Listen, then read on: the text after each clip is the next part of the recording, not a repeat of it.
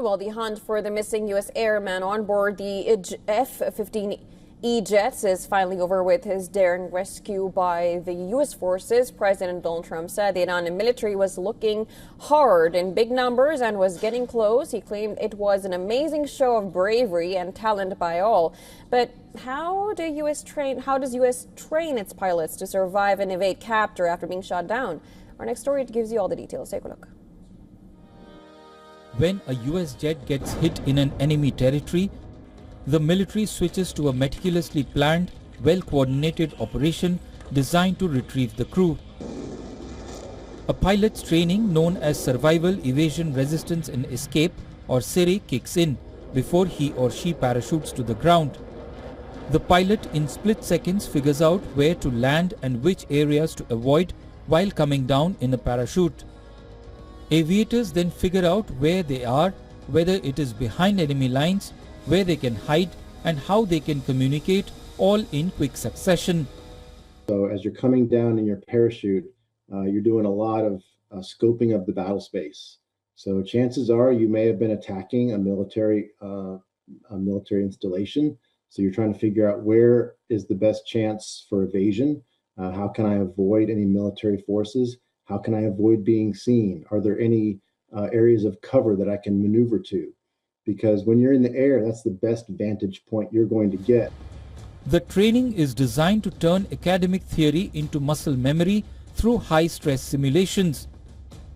After ejecting, the crew's first priority is to assess injuries like spinal compression and utilize their seat-mounted survival kits, which contain rations, water purification, and medical supplies. What are you going to do? It really depends. What did you see as you were coming down? You may have seen thousands of military forces closing in on your position from all sides, in which case, you might be getting ready for capture. Or you might have seen an area, maybe there was a river nearby. You thought you might be able to make it to the river and, hide along the riverbank. Or maybe you saw some roads that hey, I need to avoid those roads because there's going to be a lot of people around those roads.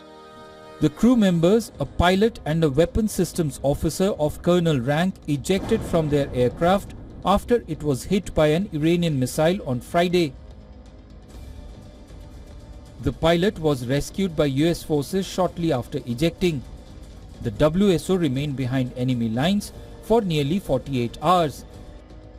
Armed with only a handgun, he utilized a GPS tracker, distress beacon, and encrypted radio to maintain contact with the US forces. What unfolded next is a multi-layered rescue mission involving everything from special operation forces to airborne surveillance platforms, all working under hostile conditions to get to the crew.